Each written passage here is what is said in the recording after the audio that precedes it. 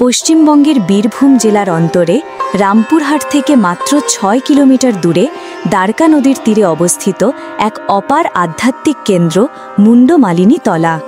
তারাপীঠের মূল মন্দির থেকে অল্প দূরেই এই দেবক্ষেত্র, যা মা মুন্ডমালিনীকে নিবেদিত।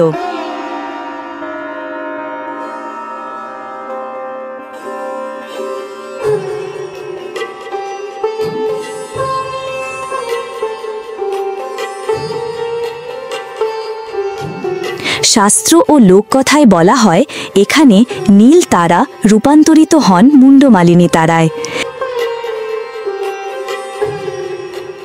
একটি কিংবদন্তি আছে, একদিন মা তারা দ্বারকা নদীতে স্নান করতে এসে তার গলার মুন্ডমালা তীরে রেখে দেন। স্নান শেষে ফিরে এসে মা আর সেই মুন্ডমালা খুঁজে পাননি।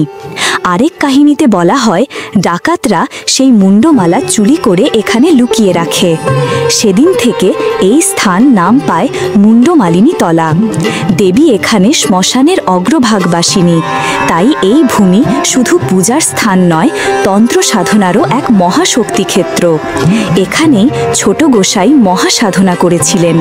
আজও মায়ের পদতলে তার প্রতিকৃতি ও সাধনার স্মৃতি ভক্তদের সামনে জীবন্ত হয়ে ওঠে।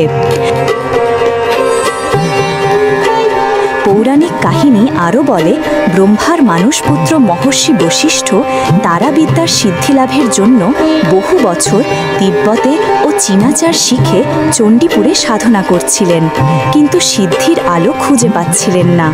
তখন একদিন তিনি দেখলেন মা তারা স্নান করতে গিয়ে গলার মুন্ডমালা খুলে নদীর তীরে রেখেছেন। সেই মুহূর্তেই দেবী অদৃশ্য হয়ে যান। বশিষ্ঠ মুন্ডমালাটি চিনে বুঝলেন তিনি সত্যিই মাতার কৃপাধন্য হয়েছেন। তার সংশয় দূর হল, আর এই স্থান পেল চিরন্তন নাম মুন্ডমালিনী তলা। তারাপীঠের যে মা রয়েছেন, যে উগ্র তারা, সেই মন্দির থেকে এই মুন্ডমালিনী তলা পর্যন্ত স্থানটির সম্পূর্ণ শ্মশান। এটি হল সতী মায়ের ঘাট। লক্ষ লক্ষ নদীকুঞ্জে হুম হুম ফট সোহানামা। এই কথার অর্থ হল মা নদীকুঞ্জে বিহার করতে ভালোবাসেন, অর্থাৎ মা নদীর ধার দিয়ে হেঁটে যেতে ভালোবাসেন। দ্বারকা নদী জীবিত কুণ্ড বিহার করে মন্দিরের প্রধান গেটের পাশে যে গুপ্ত পথ আছে, তা দিয়ে মা তারাপীঠ মন্দিরে যান। ওইখানে সাধনারত তান্ত্রিকরা তা জানেন।